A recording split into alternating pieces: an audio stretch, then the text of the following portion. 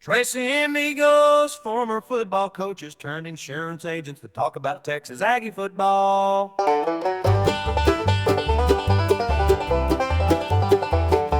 right, guys, we're welcome y'all to Trace Amigos. We're going to call this the mid-season edition. We got a bye week this week after the big win over Missouri. My name's Matt Fulmer. I have a Rollo Insurance office here in Hallsville, Texas. Spent 10 years coaching high school football before getting out of education, and got two other fellows here kind of the same background. My tip for the day today is, guys, as you're shopping your insurance, which everybody's doing right now because rates are crazy, understand what you may be giving up to get that lower rate. I've had some clients that have come in and wanted to talk about insurance, and I've got a quote from this guy or I've got a quote from that guy, and they don't realize the coverages they're giving up. So I know sometimes you have to make those decisions because in this economy, sometimes tough decisions have to be made, but at least be aware of what you're getting. So that's my tip for the day. Seth, introduce yourself. Tell them a little bit about yourself, boss. My name's Seth Drennan. I coached high school football for 16 years, various East Texas schools, and my Rollo office is in Gilmer. And kind of echo what Matt talked about, like what we're seeing with Aggie football, how much protection matters, compared to the previous years to this year. So it's, price is definitely a part of the factor, but you gotta weigh your protection options too. And that's one of the biggest differences. You watch film. We've said it many times that Coach Cushing is worth every penny, and he needs a raise already. Maybe we don't go crazy with a Jimbo like raise for Elko right now, but I would be raising Cushing right now if I had any decision making in the process because of how much protection we have now up front. And anyway, so yeah, don't just weigh the price, but also weigh the protection and have it explained to you. If you don't walk away from a meeting with an agent, don't understand how you're protected, and they've not done their job. So, that's what we're here to do.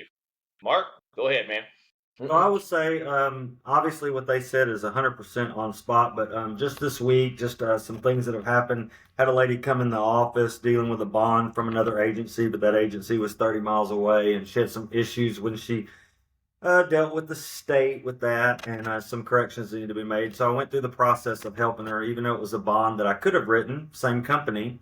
Had to kind of help her through that process. Didn't make a dime off of it, but kind of developed a relationship over that time. And I think that's the kind of what I see with A&M and Elko.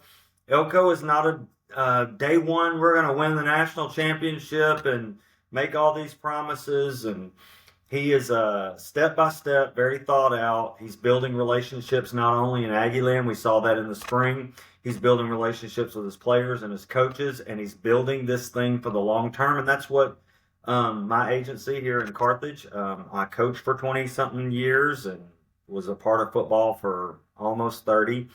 But as a Rollo agency, I don't want to be transactional with you. Sure, I can sell you a cheap policy like they said, but I'd rather come alongside you, be an advisor for you, develop a relationship with you so that you know you have someone you can trust year in and year out, because the market is fickle like fans sometimes.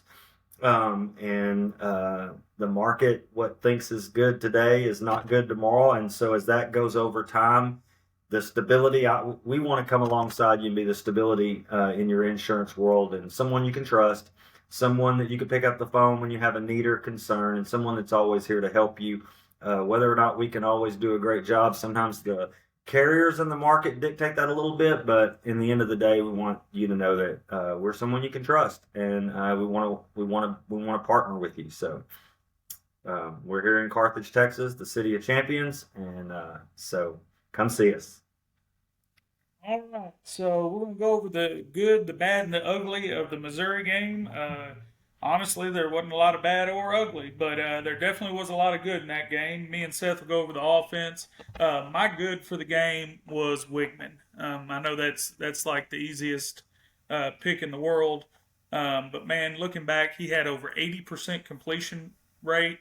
And if you go back and look, and we're going to pull up some film here in a second. And Seth, I should have told you to pull this one up too because I thought it was such a daggone great throw. But the first drive, when he throws that fade route to Noah, and they call the pass interference on that play from the end zone angle, if you see where he put that stinking ball, he couldn't have walked over there and handed it any better in that spot. It is an absolute great throw, and there was a lot of those that day. But to come in after not playing for 3 or 4 weeks, have over 80% percentage completion, over 250 yards, and I didn't realize this until I went back and rewatched the game. We only threw the ball 3 times in the second half.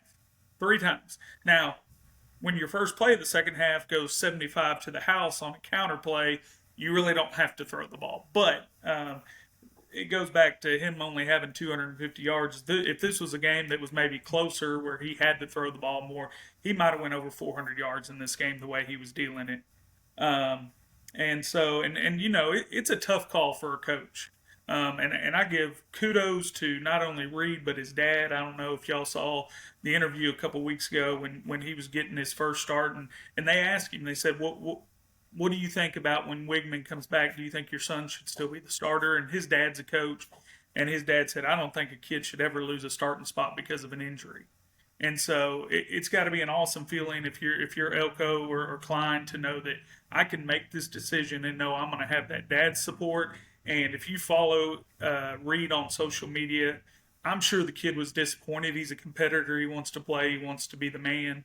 And his time's coming, there's no doubt. But the kid has shown nothing but character and just unbelievable resilience and just handling this whole situation. Nothing but positive stuff on his social media supporting the team, and that's great to see. So I think it's one of those situations where, you know, as a coach, it's a tough call, but I think everybody understands that Reed is definitely the future, and he needs to be told that. He needs to be reinforced that because we're going to need him in the future years. But there's no doubt for this 2024 team to hit its maximum, whatever that maximum level is, Wigman's the guy that's got to be taking the snaps. So not only did he had those, you know, all the completion percentage, all that, and we talked about Reed's the more mobile, more athletic quarterback, but Wigman can run, man. He's not, he's no fat slow guy like me in the backfield. So you know, he had 5 different carries for over 35 yards. And picked up some key first downs and some things of that nature. So he's not a guy that you're not going to game plan a bunch of quarterback runs for, but he's athletic enough to where he can drop back if things aren't working right and they're in man coverage and there's nobody in the middle of the field. He can take off and pick you up 15, 20 yards. So great job there. We were super explosive. We had 6 plays of over 25 yards, and the key to that was they were 6 plays of over 25 yards by 5 different players. Anybody want to guess who the one player to have 2 different plays over 25 yards was? That'd be our freshman from Deep East Texas, Mr. Bussey.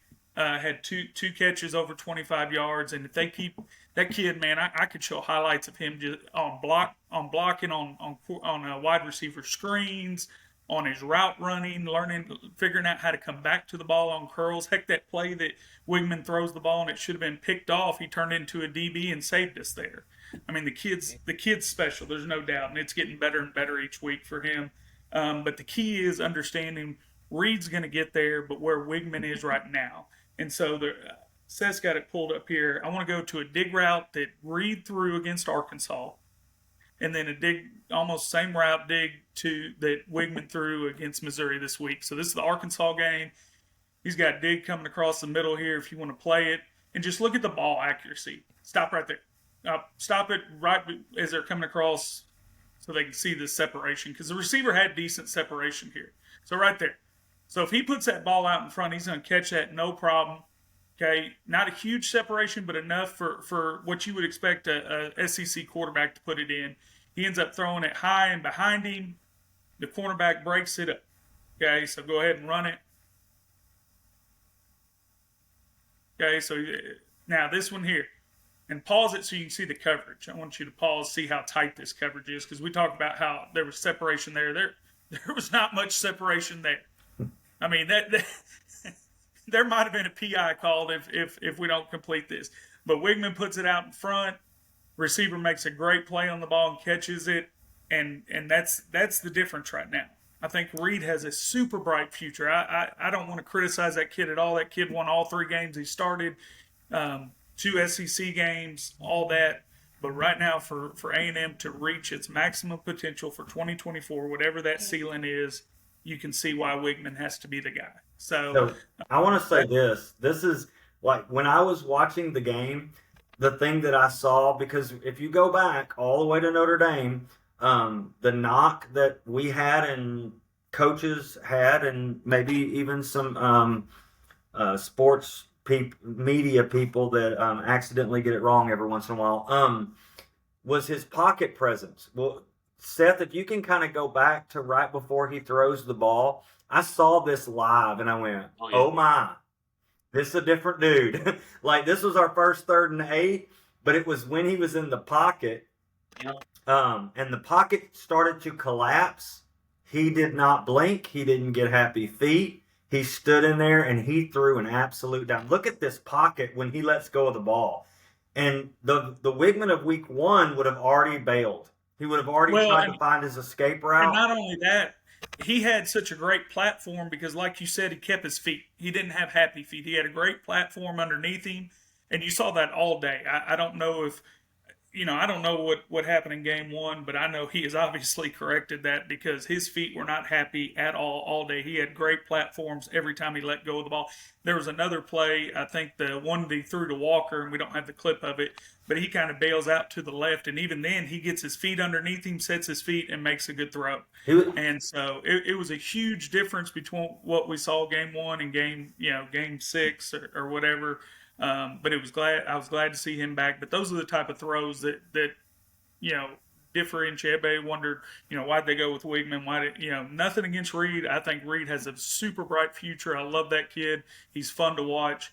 But that's the difference right now. And Wigman's 3 years older. You kind of expect that. But yeah, that was my good for the game is just seeing him back and seeing what he can do. So, Seth, what do you got on good?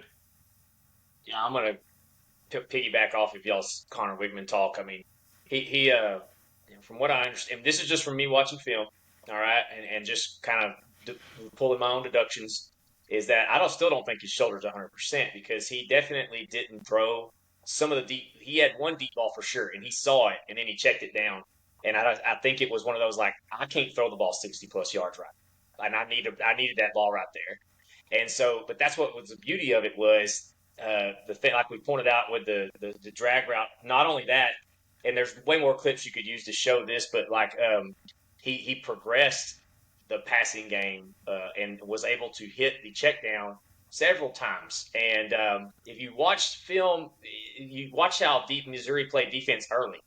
They were in, for lack of a better term, screw you ball coverage. Like just like Arkansas and Notre Dame played, they were in cover 1.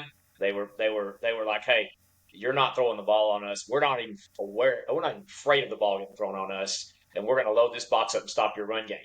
And they were out of that pretty doggone quick. After that pass to Noah that we mentioned, that was pass interference, unbelievable ball. He got behind the secondary, got to the grass, the drag throw, and it wasn't long after that. All of a sudden, Missouri's running some zone. They're in 3, they're in cover 6, some combo coverages, and bailing on the snap. Like to where then their progression, your check down game has tons of room to run. And I don't know how many yards we had. I wish I had the time to do the math. I would have been better for a podcast to do that, right? But many of his yards were not NFL throws. They were timely throws to the running back in the flat. They were timely throws on fast screens or swing screens. They were timely throws to a tight to Theo one time after a large check down happened. And that was one of the biggest things I saw is like, yeah, he definitely come out and he put some NFL throws on film. But the biggest thing was he was game manager. You know what I mean? On the plays where he didn't have to be an NFL throw, he just managed the offense and the passing game appropriately. And that's what it can do. I mean, that's what we saw as soon as Missouri backed those guys off and they started kind of freaking out about, okay, this kid's in the game and he's got us with his arm. Their game plan was the running game just opened up for us, and because there's so much concern in the secondary, and just to see like our receivers are getting better, you can see it, but how much their game got elevated by that too. whenever he came in and started making those throws. And not all, like I said, not all of it wasn't like he came in and threw 18 to 20 NFL throws. There's definitely a half dozen of those on film, but most of them were just great game management throws. And that's one of the things I loved about it. I'm proud of him for overcoming adversity because he's experienced a lot. I know it's easy to that kid. He gets dumped on social media because of how he talked in that magic trick thing, and he get And then I heard about all these rumors. We're in the Northeast Texas bubble up here, so we don't necessarily get all these rumors that go on down in the highfalutin areas of Houston and the College Station area. But apparently, there's all these made up fan fiction stories about why he was out. Like the whole thing was made up. The shoulder injury was being faked, and there was just it was bad. It had gotten pretty bad, and so I don't want to dig into those too hard. But I just want to say that he overcame that adversity, and he did it the best way you can. You don't talk about it; you go do it. What I liked was that there's a little bit of that. You listen to the greats like the Tom Brady's and the Jordans and the Kobe's. The greats, they get fueled by the hate. And I have a feeling that some of that hate was fueling Connor, and that's good to see. Because now that's what you need to see. You need to see some of that hate. Now you can't get too, like your own smell too much or eat the rat poison, as Saban talked about. That's the next step to that's what I'll talk about on the next deal. But also like how Trooper Taylor and Marcel Reed handled this situation too. I was plugged in a little bit. The Trooper Taylor is like Elko's hard. Elko's hard to play for and work for, which is what I'm hearing. But that's good. That's what we want. Leading a program like this, especially a program that's had a rough culture that they think they're going to win just by stepping onto the field. We're class of 2022, number one recruiting class overall. We just step onto the field, we're going to win. That's not how it works, and Elko's removing that from the field house. But that also requires some balance, and apparently Trooper Taylor is the balancing act for Elko's very difficult, very hard. Taylor is the guy who hypes them up. You see them on the sideline when they after that first drive. They got something they do where they all yell boom and jump. I don't even know what it is. I don't care. I saw Taylor's in the middle of that with Connor Wigman and Marcel Reed right beside him. And that was unbelievable to see in this modern era to me. Not unbelievable because at this point we know what kind of kid Marcel is. Marcel's a great kid. But one of the other things I wanted to share in case people aren't real on Twitter was like not just right after the game. This was what Marcel Reed retweeted, and from Texags made this post and was basically saying, "Hey, quarterback controversy, quarterback luxury." And you'll see at the top of that, Marcel Reed retweeted that. So that was amazing to see your backup quarterback basically go out and not. I mean, he don't have to retweet that. He could have just liked it. He actually retweeted it, saying, "No, this is not a quarterback controversy. I know my role on the team, and I'm ready to step up and help us win." And he did that, for 3 games in a row. Also, I'd like to bring. Yeah, go ahead. That's why I was saying earlier about like the way he's responded to it. He had another one I saw today where he put "just win" or something along those lines, and I just love the attitude, the team first attitude. I'm sure he's disappointed. I'm sure everybody wants to play right. Everybody wants to be Sure. the starter. Mm-hmm. But for him to handle it the way he has, whatever he decides to do in the future, whatever, I respect that 1,000%. Oh, no doubt. And yeah, I mean, I do think we can cross that bridge when we get there. But I mean, to be where he is right now, because we're seeing lots of kids who are saying, "I'm redshirting this year," and you know what I mean. We're already seeing that happen in this modern day portal NIL situation. Alabama just had a defensive tackle do it not long this week. So I wonder if that might be us that caused that. But either way, we won't go into that either. So this, I can't go through here without the good being Klein and Cushing getting some good here too. So like this call by Klein is my favorite call of the game because this was when this was third down. If you remember, I think it was 3rd and 6, 7, might have been. It was definitely 3rd and long medium, something like that. And this was a check to play, and we added the motion to it based on what we saw. And so Missouri jumps into this. They solid it up the front. There's no linebackers in the game, all right? They're running cover 1. And so you'll see whenever I play it that Wickman's looking to the sideline to see, do I need to send the tight end in motion or not? You can look at the tight end. The tight end's looking and waiting. When they saw they had cover 1, they're like, yeah, send him in motion. Let's get that guy out of the box. And so they send him in motion. They get him out of the box, and we run the trap, which I'm an old Green Tea guy. This was an absolute, and with the trap is a great concept versus no linebackers. When you put them linebackers up in the gap, well, we're just going to block them down. Now there's no linebackers running. Because usually if a linebacker's playing at linebacker depth, he's going to follow this puller whenever Bisontis 71 pulls. And that is not the case at all. There's nobody there at the second level. There's somebody at the third level. When you're running into a no second level, no linebackers chase the pulling guards, that call on third down when most people are expecting a pass, when we're in a pass look, we motion the tight end out. And I had seen in my nerdy watch K-State, even before Colin Klein was hired, that every now and then in the right situation, they would run the old wing tee, quick trap or long trap. And they did it with Howard last year, sometimes quarterback trap. But to see him bust this out on third down, oh, man, it made me so happy. And I thought it was one of the best. Obviously, it worked, too, but, like, that's the kind of thing we're getting from Klein. And this is not – I think a lot of Jimbo's offense was on the quarterback to go out there and make this check. And that's not what's happening right now. This is Klein making that check. Klein signaling to the sideline, yes, take the tight end out, put him out there, and was phenomenal to see. And then Cushing.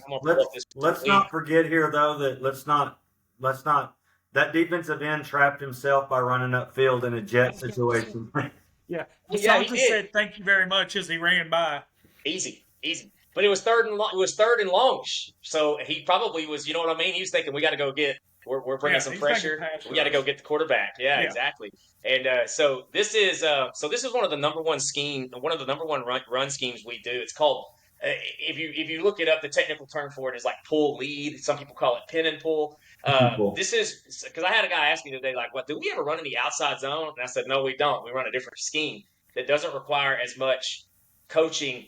Hardcore coaching, because if you look at the teams who are really good at the outside zone, if you go to the NFL, some classic football, the Shanahan tree, going all the way back to the Denver Broncos of the 90s and the early 2000s, that has to be, for you to be really good at wide zone, that has to be your base run play, and you build the offense off of it. So I really like that Klein and Cushing used the pull lead scheme instead. And every now and then you get a situation like this, where the backside tackle gets to get involved, and you've got 950 to 1,000 pounds of beef leading the way for Le'Veon Moss. So I'm going to let this play. You'll see what we got is the red lines indicate who is a part of the first level scheme that is not pulling. So you're going to have the tight end block the first outside threat, and through communication, these two guys communicate who's going to block this guy, and these two guys communicate who's going to block this guy and reach him. And then the other ones pull and go lead. And so what we're going to see is, I want you to watch the footwork of Reed Adams and Cushing, or not Cushing, Zune. And the footwork is Cushing. But watch how in sync they are whenever this goes.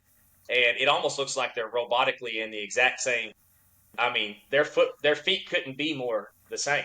Every foot is hitting the ground at the same time. And I mean, they're working that hip upfield. And then if we run it back here and watch the pullers, okay, we're going to see Crownover. We're going to see the center. I can't ever say his name, so I just call him center. And Bisontis pull and get up in there. And like I said, this is a situation where the tackle got to get involved. And, man, I'm pretty sure that any of us in this podcast could have got 10 on that. Back on something, though, because I know you said anybody could get – but I harped on Moss early on about being patient. Oh, yeah. And this takes patience here. Because a young, inexperienced, he's going to see – because for a second it kind of logs up. And a young kid's going to want to bounce it where you're blocking this guy, and it kind of doesn't work real well. But his patience just to get behind those pullers and just say, they're going to clear the path for me, I just got to stay here, is a really good sign. Well, and I'll say this is something we saw a transition from even early in my coaching career where people would run, a zone play in that direction, where they started changing it with we had to account defensively for the quarterback pull, right? And so as we did, this defensive end and this linebacker is going to hold. So what offensive people learned is, hey, we can move this guard 61 and he'll get that backside linebacker on the play side because he's going to hold just a little bit with that zone. See how the zone moves and he doesn't? Everybody else is triggering. The defensive end held, and it's just a way offenses learn to trick you. And it's where you have to start teaching different eyes. Instead of just having his eyes on the zone guard, he's got to see the full he's got to see that tackle. and if he'll see that tackle, he might can insert more quickly, and let the defensive end and work you me calls there. But that's something we saw a change in zone, and that's a high level. A lot of people still run zone, and I'll say this: Jimbo is old school. His stuff was more zone concept, old school zone. We're gonna bucket step, crossover, whatever. We're gonna move and work angles, and this is scheme. Big difference. Big Yes. difference. Yes, and that's where whoops. This is so you'll see right here, I've got it paused right before the snap. We had the orbit motion going. You can't see it in this clip, but that that's a lot of stuff going on for a defense to have to digest. So post snap, their brains have you can't help but notice that orbit motion. The safety's flying, and you'll see that what Wigman does here post snap. You may think that's just a throwaway fake. It's not. Wigman turns and just does his little arm fake just to put it on enough to wear it down. From chasing too. Yep. So Yep. Seth, just so you know how we would defend this in Carthage, if you go back to the lineup, just how you do this, this is called a you me call. I'm the defensive end. If I have a 3 technique, it's me. A 3 technique to my side is me. If I don't have a 3 technique, which he doesn't, this is what we say, you. He tells that backside linebacker, he says, you, I'm chasing the zone. So when that tackle goes, he runs down the line of scrimmage and he makes that tackle in the backfield. They don't have that communication going on right there with a you me call, and because of that, we got them. Yeah. And this is how, like, talking about how do you differentiate between Marcel and CW? Well, with Marcel, this is just a pull and go. This is a run read. And with Connor, we tag it with an RPO. Same scheme. Offensive line is doing the same thing. Mhm. They don't care who's quarterback, right? They're doing the same thing. But this is how Klein is using both quarterbacks appropriately. Like, that orbit motion is what is our backside constraint. With Marcel Reed, you could just use his legs as the backside constraint. And so that's what makes this offense awesome, or how Klein is utilizing it for 2 quarterbacks is that. But up front and to Moss, this is just the pull lead play. This is no different. What's going on with orbit motion or Reed keeping it? That's all on the backside of it. So that's what I love to see whenever an offensive coordinator in the modern day game can, like, plug and play different things, and it doesn't just wreck everybody's brains. That's modern day offense. You have to put the burden on the OC to make it complicated and make it extremely simple for the 11 out there on the field. So that was Klein and Cushing, unbelievable job in the first half. I know it started rocky with that Notre Dame game, but goodness gracious, the improvement that's taken place that's one of the things I forgot what it's like to watch a player improve over these last few years, and watching that happen week to week has been fun. A lot. It's been fun.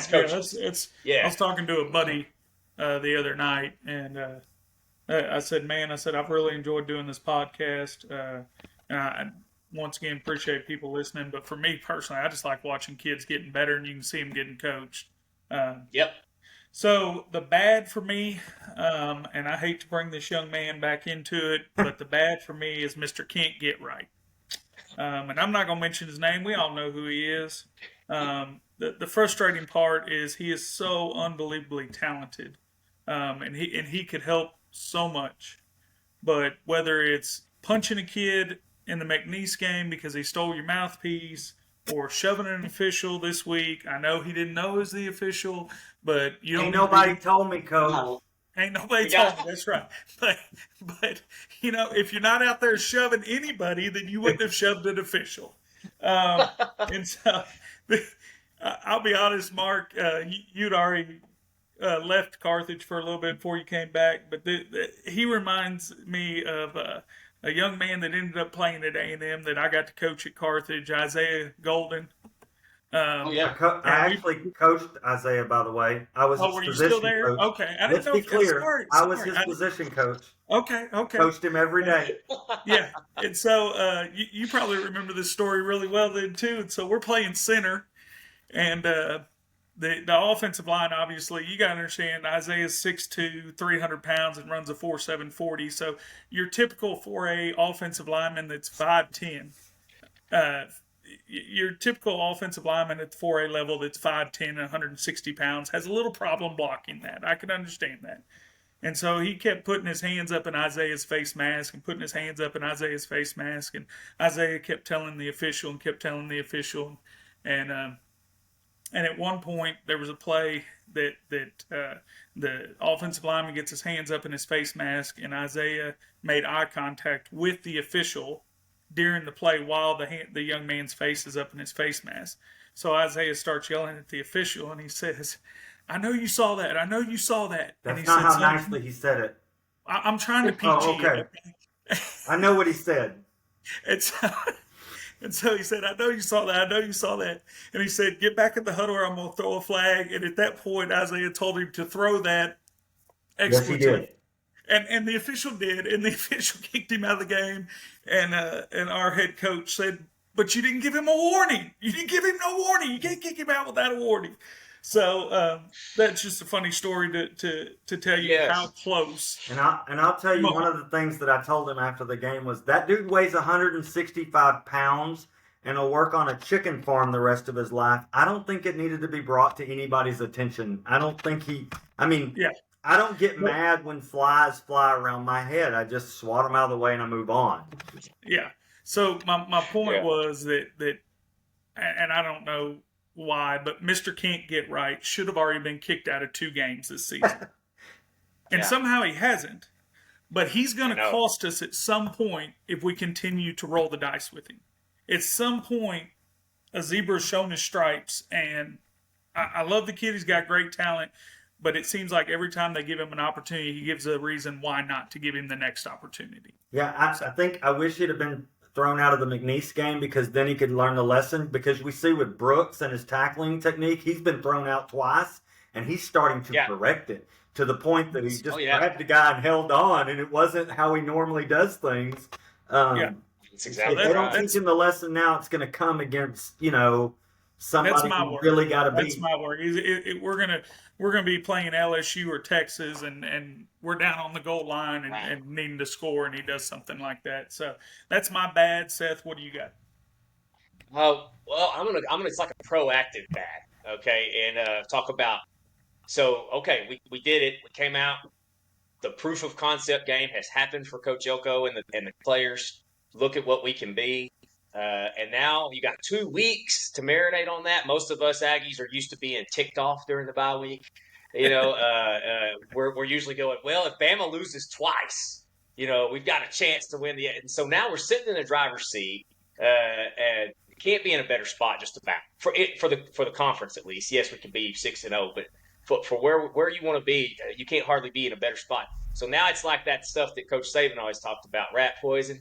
You can't let it permeate into the locker room. You can't start thinking, all we got to do is show up.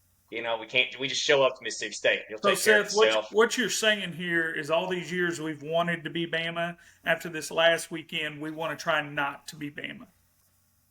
Right, yeah, the modern Bama. Yeah. The Coach Saban Bama, yes, let's be that, okay? Because he is the one who, and I remember Coach Saban talking about this, and this 2-phrase term, he said it out loud. And at the time, I was working for a very demanding head coach who was never satisfied. And him and Coach Elko remind me of each other so much. And he said, Saban said this in some interview, and I've tried to Google it, and I can't find the interview, but I know I heard it. He said that sometimes in this field house we're in, I have to manufacture tension. And that term, manufacture tension, it just hit me like a bell. Like ding. That's exactly what the coach I was working for was doing because we had won a few games in a row.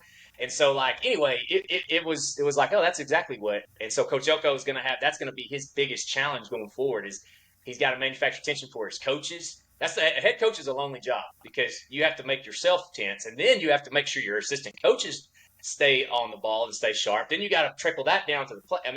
But you got to also do it where it doesn't become a cry wolf situation. So it's like where coach is just off on one of his deals again, But so it's that balancing act of being able to keep everybody sharp, not let them eat the rat poison like Coach said, because the media is going to start. They're going to start treating us like darlings all of a sudden. So anyway, even though maybe the AP they don't rank us as high, because make an argument for me that we should be ranked below Arkansas. Tennessee and Ole Miss. You can't make it. You know what I mean? You can't make that argument. So anyway, but that's okay. It is what it is. the rankings really don't matter. It's all media stuff at this point. I think the college football playoff will rank us above those two teams because they usually do stuff like that. They really dive into what's the best loss and the best win, and ours are better than both of them. So anyway, Well, Seth, long story short, yeah, go ahead. what you're saying there, I can remember times in my career winning championships where we walk out of film at 1:30 and 2 o'clock on a Saturday morning because we used to watch film after the game, whether we were on the road or not. And I remember one time looking at our defensive backs coach, and I just looked at him on the way out the door after winning by 45. And I looked at him and said, "Did we win that game?" Because when we got done watching film, I didn't feel like we did because that was the standard. Everybody's position was scrutinized for what they did, not about the opponent, not about the scoreboard. What did we do right and what did we do wrong? And a lot of times in film, it is what did we do wrong and what can we improve on next week? And I remember asking that question: did we win that game? And we won by 45. Yeah, that's so it's a proactive bad. Like, got to make sure that doesn't happen. If we want, it's like you can be elite, but elite requires consistency. And like you said, where the standard is the standard for A&M, not about Missouri, not about Mississippi State, not about LSU. It's about A&M. So yeah, I think proactively, and I mean, things I hear about Coach Elko, I'm pretty sure he's going to do that, or he's going to do his best to do that. It's a really difficult line to walk and a lonely line to walk for a head coach, but very excited to see. I mean, you can't have a schedule hardly set up better with 2 weeks off, 3-game stretch, 2 weeks off, 3-game stretch. Great time to kind of reset. 2 3-game schedules are left. That's what we've got. Can we go 3-0, 3-0? That would be amazing. So. Well, and then again, my ugly, and this has become unfortunately a reoccurring theme, is the penalties. We had 79 yards of penalties this last game. That's double what Mizzou had. And unfortunately, we were ranked 110th in the country on yards of penalties per game. You want to be ranked first, in case you're wondering. And so we've got to continue to clean those things up. And I do feel like we have cleaned up some pre-snaps, penalties, and things of that nature. But we just got to continue to do that because my biggest fear is that we're getting better and we're getting better and we're getting better, and the penalty cost us at a key point in the game. Nobody's going to feel worse than the kid. But you got to try to eliminate those. If you're going to compete we're talking about playoffs, SEC championships, these things. If you're really going to compete for those, you can't have those penalties. So that's my ugly. What do you got, Seth? Yeah, my ugly is not even offense related. Well, it is because it's related to Connor Wigman, but us Aggies and our passion sometimes creates situations where we overdo some of the things. I didn't even know about these Connor Wigman rumors till after the fact. Like basically the day of the game, I was texting somebody that I know who lives down in that area and was telling me about him. And I was like, you got to be kidding me. Like, basically the rumors were that the injury was fake and he was rehabbing himself for addiction and all kind. I mean, it was like, you turn things into and that's a passionate fan base problem because LSU would do the same thing and Auburn does the same stuff. But man, we'd like to think we're a little bit different than those two fan bases, so that's the ugly. And that is why you saw Coach Elko address it like he did in the post-game press conference right off the bat. And he wasn't, he was straight. And he's New Jersey. You got to remember, Coach Elko's from New Jersey. So it's almost, sometimes I laugh and think, it's like, do we have like a soprano coach as our head coach? Because that's kind of what he turned into right there, And he did say a dirty word, but I thought it was warranted. And I'm not a dirty word guy. I don't say as little as possible. But and I thought that the fact that it didn't catch much media attention, you know what I mean? Like it didn't really go viral. To me, I didn't notice it go viral because I was a little worried it might, in a negative light. But I'm telling you right now, in the locker room, that went over well because a guy that's hard on all those players, like he's hard. You sometimes even start to wonder if you're a player, like, does this game want me to succeed? He's on me so much, like on every little thing. You hear him in the press conference how he talks. He'll mention sometimes about. And this is why, players whine about or gripe about me saying this during practice or me saying that during practice, and I'll point to him in the game. So I know he's hard on him, really, really hard on him. But then he goes out there and defends him like tooth and nail, and defends the kid who's the most controversial figure in the team up until this point. I was happy to see that. I know that when you're in the locker room, that had to feel pretty good for Connor Wigman, who's probably it's probably been rough for him and Coach Elko the last 4 weeks. Can't get healthy, I'm doubting that everything was all rosy in the locker room and everything. So the fact that he goes out there and took care of it like he did, I liked that. I thought that was a head coach that, maybe he's hard on you in the locker room, but when it comes time, when it's the outside world, ain't nobody going to fight harder for you. You know what Well, I mean? So, yeah, I agree. So I respect that, and I think we live in a very soft society. Let's be honest. It's 2024. We live in a very, very soft society. And Mark coached football and coached some other things too. And I remember when I I'm got triggered by that statement of being a soft society. Oh, well, sorry about that. I'm not going to change, but go ahead. Um, but I coached football in the fall and I coached softball in the spring. And I remember sometimes I was extremely hard on my softball players, just like my football players. My standard was my standard, and I didn't care. If you're going to play for me, I had a standard you need to meet it. And I remember I had some people saying, "Oh, you can't be hard on them like you can the football guys. You can't be." And I'm telling you right now, kids, boys, girls, I don't care.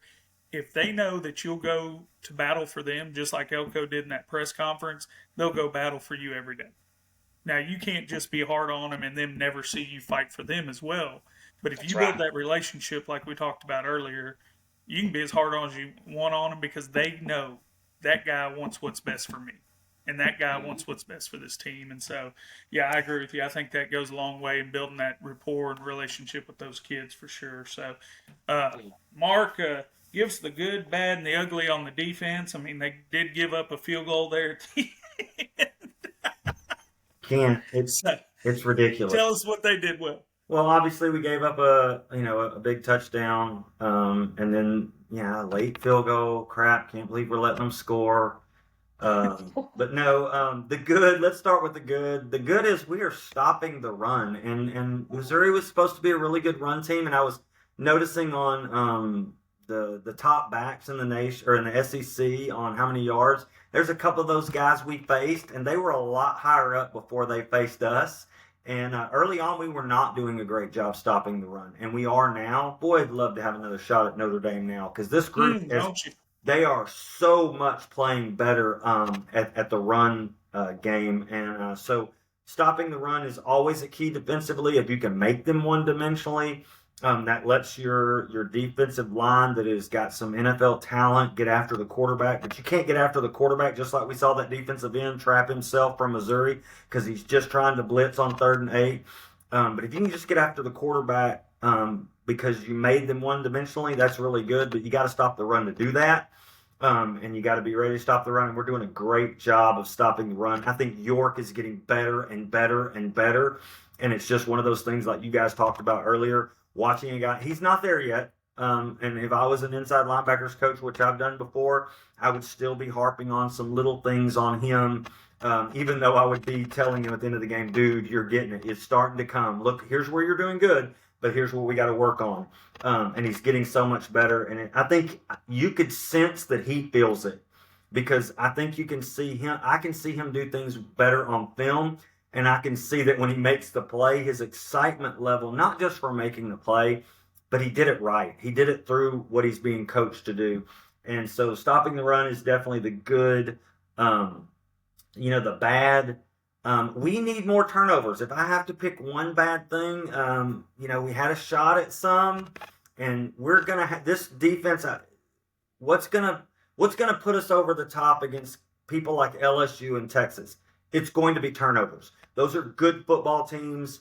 They're tough games for us, and to really turn a game and pick up our offense in places. We may not have a perfect punt like we did in this game, so we're going to have to generate turnovers. So I just said if I had one thing that I said was bad, we need to generate more turnovers. It's coming. I really feel like it's coming, but I think this defense is ready to take that step to a defense that creates.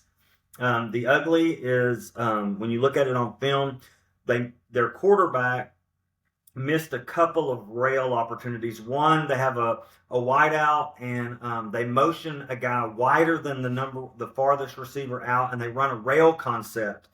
Well, Will Lee, who is our guy, he's our lockdown guy, and this doesn't show up in all those fancy stats, but they ran a post rail.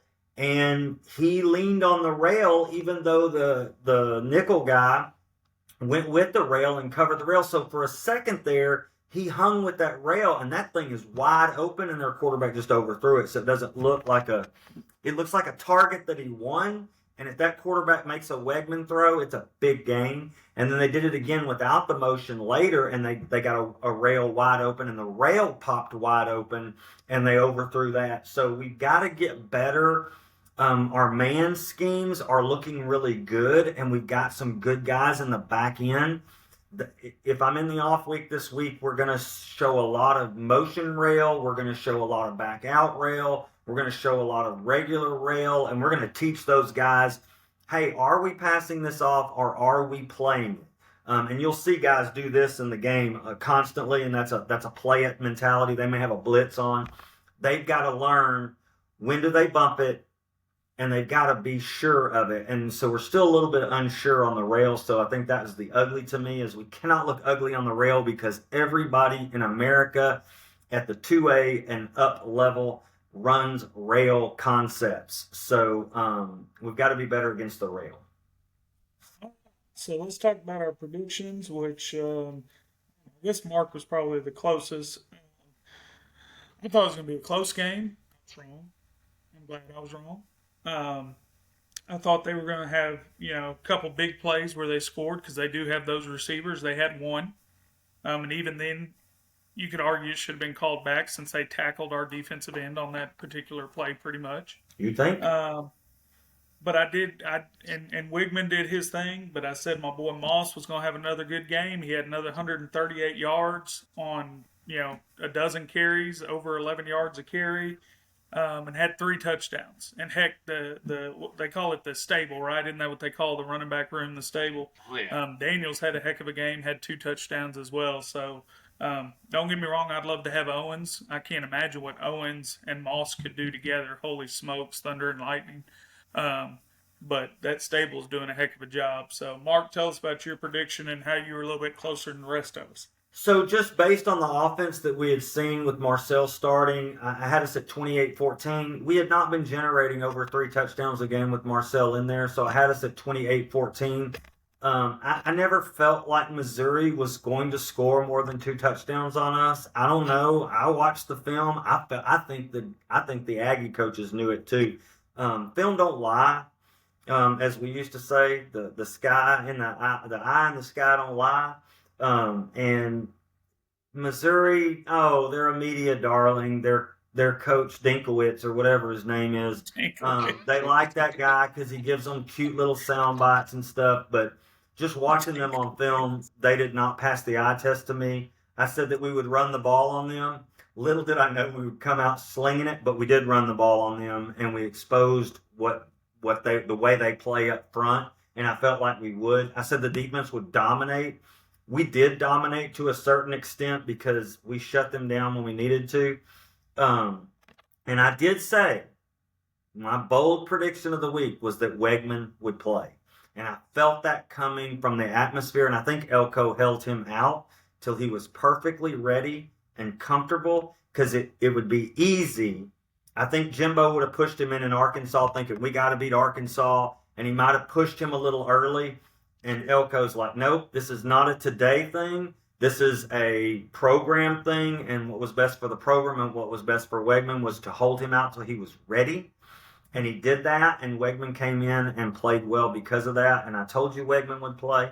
So we scored more than I thought we would because we were better offensively than we've been all year. And I think that's a lot to do with what great coaches we have, understanding their players, understanding the plan, and defining themselves by their own standards, not the Texags. No offense to Texags, love you guys and all that, but not the alumni, not the students, not the media, not the noise.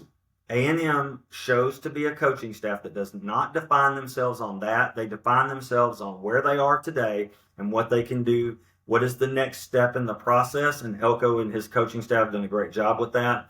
And so I really like where this team is at. I really like where it's going, and I don't think they're going to be bothered by any noise that they get, good or bad. Seth, tell us about your prediction, boss. I kind of did the same math as Mark. I was like, we're a 3 touchdown offense until we're not, and we were 5 in that game. And I will say that at the end of the podcast, though, me and Mark, I left it on there too. I said, I feel like this could be a blowout in A&M's favor. I don't see Missouri if they win it. I don't see them winning in a blowout. And so when I watched that game, man, I'm tell you what it felt like. It felt like watching A&M play under late stage Sumlin when we finally ran into somebody who bullied people with the trenches and the offensive and the defensive line. That team's built so much like a Sumlin team, it hurts. You've got one really good NFL receiver. You got a quarterback with a lot of experience who's pretty good, offensive and defensive line. I don't worry about that. We're worried about the receivers and the quarterbacks. We're worried about that stuff. And then also all the flash and sizzle, like you said with Coach Dink. I mean, like him putting that freaking blanket in Theo Weese's room. Like Will Lee can break into a hotel room and put that blanket in there. Boy, you nailed it. Like he would write that letter with the come on, man. I mean, people that believe that's so sad. No. That's totally in-house generated.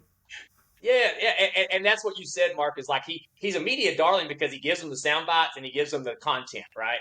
And I mean, there were media people that actually believe that. They're tweeting it out there like it's a factual thing that Will Lee went to the hotel, knew what room Theo Weese was in, broke in. That's ridiculous. And anyway, so let me just give you a little thing. When I was in college football and we traveled all over the country, and I was at North Texas, and we lost all over the country at Oklahoma, Alabama, all those places. And but one thing I remember we're getting ready to play Louisville, last game of the year up there in Louisville, and I would always get the paper, the local paper, wherever we're playing, and read our pregame stuff. And I just remember half the stuff, at least half, it's not even close, half the stuff you read in the paper about the game is completely false. It's because it's media narrative generated from the inside out, and it's stuff that those guys latch onto that means nothing. And boy, did the media latch onto that. We do have a defensive clip that I got to show because my player of the game pick was Dalton Brooks, and I know he was overshadowed by the running backs and all that. He did lead the team in tackles. And this dude is starting to look like the real deal, Jay Bateman. I mean, we already kind of saw it on film, but we got a couple of full games now. And Jay Bateman said in his interview the other day that when the NFL scouts call, the first person to ask about on the defense outside of Nick Scorton is Dalton Brooks. This kid is the real deal. This is Burton running this return motion that's so popular. And this felt like such a Sumlin play call late in the game. You get a touchdown, a little bit of momentum. You're on the 6-inch line. Line up and run the quarterback sneak into the game. That's right. And instead, they try to force the ball horizontally to Burton. And don't get me wrong, Burton's a good player. And most of the time, this will work, except for when it's Dalton Brooks. Because Dalton Brooks, and here's what's crazy. You pause that right there. Dalton Brooks is not in a great position. Like, he's beat by a step right here. But he is but he is fast and closes and tackle for loss. With his face up. Yes. He didn't worry about getting him on the ground and getting the knockout punch. Put your face on him, drive your stinking feet, and use the sideline as the extra tackler. That return motion right there, though, that would, if we'd have had no offense to a backup or a walk on in that situation, we're up big. That's a touchdown. Versus Luther Burden. Seth, go back to when the ball just about to leave the quarterback's hand. Right there. So you say he's in a bad position, and I say, no, sir. His shoulders are square. He's still got 3 yards of cushion to define his own angle. I'm going to tell you right now, that right there is special. What he's doing. Because he's coming off the edge thinking he's got to tackle the dive. If it's dive, he's got to be that force player. But his shoulders stay square to the line of scrimmage. So now he can do whatever he needs to do. He can see, this ball's going to be thrown, and all I got to do is, while this guy's worried about catching and getting his eyes upfield, I'm going to make the play. I love that position right there that you're looking at. Shoulder square, ready to roll. All right, so now we're going to do a quick summary, kind of breakdown as former high school coaches, what we did, what our plan was for our week off, our bye week. Because in high school ball, you get a bye week too. Now, obviously, it's different college ball, high school ball. Not a lot. But I'm going to tell you, there's a couple things I wanted to hit on before I hand it over to Seth. But we always focused on rest. Our coach was really good about giving shorter practices, giving a night off, those sort of things for not only the kids but for the coaches. You know, Scott used to always say, "I want you to coach for 16 weeks. I need you to be as fresh in week 16 as you are in week 1." So he did Which a is great job of impossible. that, huh? It's almost impossible. Well, I understand, But but I get the point. the other thing I learned when I got to Carthage was just how he analyzed everything. We broke down first downs. Were we running the ball? Were we throwing the ball? What were we running if we ran it? What were we doing if we threw it? Second down and long, second down and short, second down and medium, right hash, left hash. Um, and not only are we analyzing what was successful, we're making sure we're not giving tendencies. Are we always in a 12 personnel? Are we always in 11 personnel? Are we always trips right, trips left, depending on what hash we're on?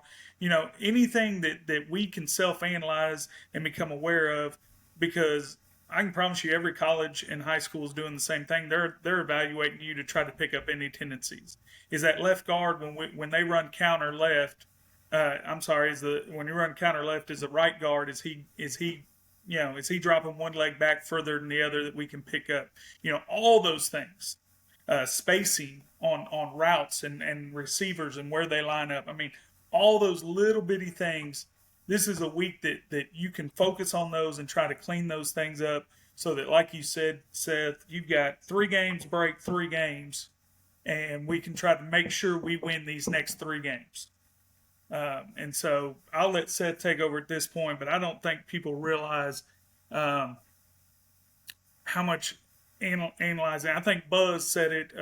They did an interview with Coach Buzz, and he was talking about how football coaches are so far ahead of every other sport and how they do things. Every other And this goes industry. with it. Yes, and this goes with it. And what I've learned as a football coach has helped me as a businessman as well. How to analyze things, how to be prepared, how to make sure you have your ducks in a row, all those little things, and that came from my time as a coach. And I think, you know, everybody says it's a bye week, they're going to be taking a break. I promise you they're not taking a break. They may give the kids off a little bit, the coaches may be able to go have a date night with the wife one night, but I promise you they are spending hours and hours analyzing their own film and their own stats to make sure that they're giving themselves the best chance to win going forward. So, Seth, tell us a little bit about what you see. That's good stuff, Coach. I agree with all that. I'm going to take it from if I'm Coach Klein perspective, like if I'm Colin Klein and I'm looking at my offense, or even Coach Elko looking at my offense, going, all right, what do we got to use this week to really hammer on to get better at? Because if we want to be elite, these are the things that are a little bit behind where the run game is, or something like that. And that's we got 3. I kind of broke it into 2 tiers of importance on how far I think they're behind. Tier 1 is the things I think that are pretty far behind, and that is the slow screen game. We have had one that I can remember, successful slow screen to Le'Veon Moss on 3rd and 28 or something versus Bowling Green. Every other slow screen has had something go wrong. And it might just be one guy, but that's how slow screens are. If one guy does something a little bit wrong, it just blows the whole timing up. And it's never been the same thing. That's the thing. It's not been a consistent trend of like this happens every time for our slow screen to get messed up. We tried to run one to Amari in the game, and it was blown up they were in cover 1 still at the time, and the tight end's job was to go block the running back's man, and he completely fell down on the play. He tripped over his defender's feet, fell down, so now that guy's blowing that screen up, and if he gets that block executed, that might have went to the house, because there was one defender left on that side of the field, and we had 3 linemen out in front of Amari. So it's just always one little thing here or there on the slow screens. I also haven't watched it enough, but I feel like sometimes we may be tipping those things, and DCs are picking up on that. Like you mentioned, Matt, about that that's something that I think might be happening as well. But whatever it is, the slow screen game, that's something that I think they would be hammering on and trying to get better at. The next part of that, kind of what I think we're a little far behind on, is what I would call the downfield deep crossing combination concepts we're doing, whether it's like corner post deep cross guy where we're trying to high-low a cover 3 corner or something like that. Every time we run these, there's something just a little off on the timing. And I've actually got a couple of clips here to look at that will be pretty quick. But I feel like they just spacing, timing, you name it. And on this one, this is a Connor Wickman scramble. they turned it, this play into like a +3 or 4. But we'll pause it. I have a clear pause point. Okay, right there. This is if you count off 1,001, 1,002. This is 1,004 or 5 after the snap has happened, and you can see why Connor had to take off. There's nothing. I mean, we're bunched up in that's probably a 5-yard, maybe a 7-yard by 10-yard box. We've got 4 receivers in the same spot, and It's so easier this to happens cover y'all. frequently. It's easier to cover y'all when Yeah, y'all it's stay in pretty the easy to box cover. like that. Yeah. And so this happens frequently on these deep crossing routes. I mean, I'll give him credit. Like I said, I don't like the Longhorns, but I'll tell you, the master of these type of concepts is Steve Sarkisian. They execute them very well. They have for his years. They did at Alabama when he was the OC with those elite receivers they had. And so if we're going to be elite, these have to get better, because these are your plays where you're going to give the quarterback time to throw and let him go make it. I mean, we're going to really hurt a defense. These types of things are not something you hit 10 times a game. You hit them once or twice a game, and now the secondary has to honor it, and that opens up everything even better for the running game and all of that. So I got another one here, and this is actually the completion. Go ahead. I will just say this: when you're watching that on film as a secondary coach, one of the corners coach asks the safety coach, "Hey, what are they doing?" And the safety coach says, "Don't draw that crap. They screwed that up." Exactly. Yeah. And we did it twice in this game. Now, this one was a completion just because of a great physical play by Ja'Day Walker. But this shouldn't be the case. Like, this is supposed to be a high-low of this corner. And so, like, if I get it to right, that's Ja'Bray. When Ja'Bray's right here, Ja'Bray should be getting across the field and going to this spot right here. Yeah, and so I don't know if he's confused on the route. He just doesn't understand what the concept is. But this happens, and this is not the only game these have happened in. This has happened pretty frequently, at least once or twice a game. I'm scratching my head about receiver spacing on the deep ball, kind of the Max Pro, maybe only 3 deep concept or whatever. And then the perimeter fast screen blocking, like whenever we're just throwing it out in the fast screen, it's gotten better. That's something that has improved, but I still think there's some meat on the bone there. And then what I would consider tier 2 as far as like things that are not as important. I mean, they're not as glaring as these things we just talked about with the slow screen and the downfield crossing and combination concepts. Is the pull lead run scheme. Sometimes our head gets locked in on and we won't block the outside defender who falls back in to make the play. That's number one. If our pull lead scheme gets tackled, usually it's that guy who's an outside linebacker or a force player who falls back in, and our first puller is so he's so fixated on the inside linebacker and getting around it, he doesn't pick that threat up.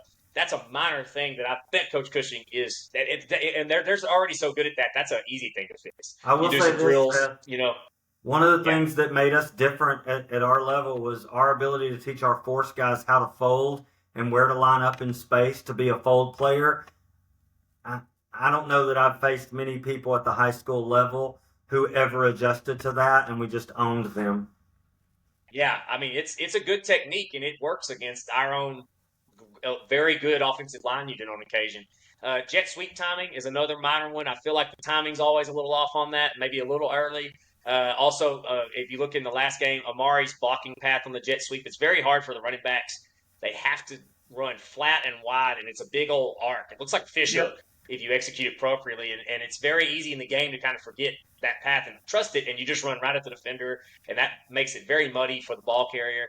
The jet sweep, I mean, jet sweep is not necessarily a play we need to go 70 yards a game, 80 yards a game. It just needs to be a threat enough to open up the misdirection game off of it. And then I'd like to see, this is just a bonus thing, I want to see the orbit motion used with Mr. Bussey. I want to see him go in an orbit motion. Let's throw him that ball out there in flat and let him go one-on-one with the safety. So I'm really on board with any way to get Bussey the ball. 100%. Yeah. I have a question. Who is the leading receiver against Missouri? That'd be the same guy with the 2 explosive plays, Mr. Bussey. And what did we say at the beginning about Elko and understanding that this is a process? And what have we seen from day one from Bussey? We all know he's going to be a great player. We see it, right? But it's been stepped and incremental, and I think that's going to grow. So maybe he's just going to go off on that little Orange Community College later. So in the off week, a lot of what Matt said. Number 1, get rest and get healthy. Number 2, fix your own mistakes. And number 3, put some stuff in. This is, remember, when you start in August, you're in install, right?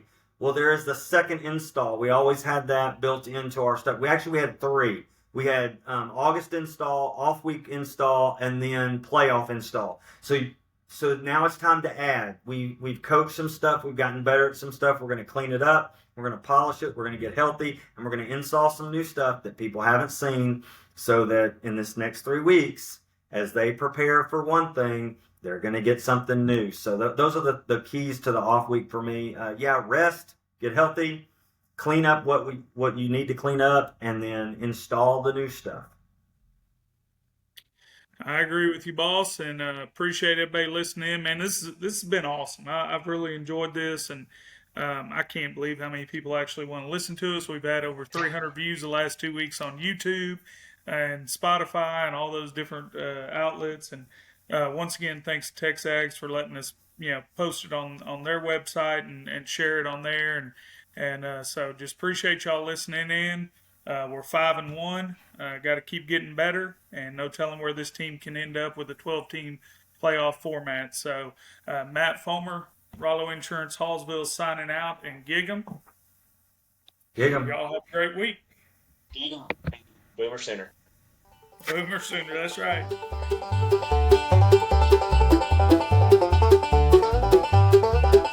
Tracy Amigos, former football coaches turned insurance agents, talk about Texas Aggie football.